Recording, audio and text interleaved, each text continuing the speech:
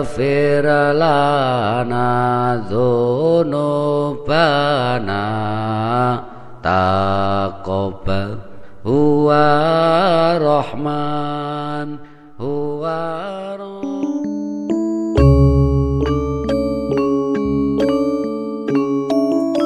Sendirian, Malik Ibrahim berada di tandes, tapi ia tak merasa kesepian. Para niagawan muslim adalah para kolega yang selalu ringan tangan memberikan uluran tangan manakala Malik Ibrahim mau meminta sesuatu kepada mereka. Tapi bukan watak Malik Ibrahim untuk meminta-minta. Ia hanya mau melakukan itu jika sudah menyangkut kepentingan umat. Ulama dari tanah Persia ini lebih merasa nyaman berada di tengah masyarakat pribumi, menyatu, bergaul tanpa sekat, menyelami budaya setempat, bahkan ikut terlibat dalam setiap kegiatan masyarakat. Kota Tandes yang terbuka bagi orang-orang luar membuat penduduk di sini terbiasa menerima setiap orang-orang asing yang datang. Demikian Malik Ibrahim, ia diterima dengan tangan terbuka, dengan sambutan layaknya tamu terhormat. Hingga pada suatu ketika bantuan dari Allah datang. Hanya saja aneh, pertolongan itu dikirim melalui jalan yang tak biasa, melalui seorang begundal jalanan, seorang pemuda berandalan bernama Tekuk Penjalin. Ya, Tekuk Penjalin adalah orang yang memang diutus Tuhan dalam wujud pribadi yang tidak baik.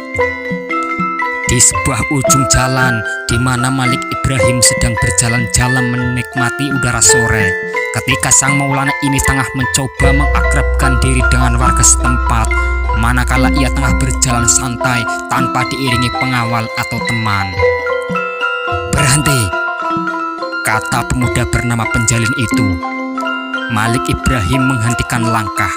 Ia tak terkejut, ia hanya menyayangkan saja. Kok ada orang yang menyia-nyiakan hidup dengan menjadi sampah masyarakat seperti ini?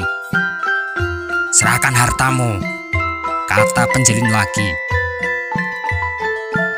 "Hanya ini yang aku bawa," jawab Malik Ibrahim sambil menunjukkan tasbih, alat bantu untuk mendendangkan zikir.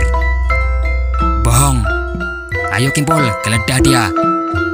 Anak buah Penjalin yang bernama Kimpul itu segera maju, menunaikan titah tuannya. Namun Malik Ibrahim lebih sigap. Ia mengelak dan membuat pemuda itu terpelanting, jatuh ke tanah. Seorang lagi maju, namun menemui nasib serupa, jatuh pula. Rupanya Malik Ibrahim juga memiliki ilmu bela diri khas Persia. Meskipun usia tak lagi muda, namun sisa-sisa kegesitan itu masih nampak. Hingga pada puncak kemarahannya, Penjalin maju sendiri dan memaki Malik Ibrahim dengan sumpah sarapah. Segala kosakata kotor dan cabul ia keluarkan membuat Malik Ibrahim marah. Ototnya memegang dan hampir saja hilang kendali. Tapi segera ia tersadar, mengendorkan otot sarafnya dan berzikir dengan tenang. Kuda-kuda yang telah ia pasang untuk memulai gerakan jurus itu ia batalkan. Ia pasang sikap santai. "Hei, kenapa kamu ini? Tak berani menghadap aku? Takut, ya?" tanya Penjalin. Malik Ibrahim tersenyum, raut wajahnya tenang, hatinya tersambung dengan Tuhan, pasrah, memohon pertolongannya dengan keyakinan penuh. Doa tulus ia panjatkan dalam hati. "Kenapa? Malah mundur, takut?" "Aku tak mau berkelahi dalam keadaan marah. Kemarahan hanya akan berujung pada kehancuran," kata Malik Ibrahim. Sebuah kata-kata biasa, namun diucapkan dengan penuh kesadaran, penuh penghayatan yang dibarengi keyakinan utuh akan kebesaran Tuhan, merasuk relung terdalam hingga nurani Penjalin pun tersentuh. Pongahannya runtuh, syarafnya mengendor, ototnya melemas, menggigil entah kenapa. "Kenapa kamu?" gantian Malik Ibrahim bertanya. Penjalin tak bisa menjawab. Beberapa anak buahnya tak habis pikir apa yang sedang terjadi pada tuannya itu. Hingga pada akhirnya Penjalin meminta maaf dengan terbata. Inilah hidayah, petunjuk dari Tuhan.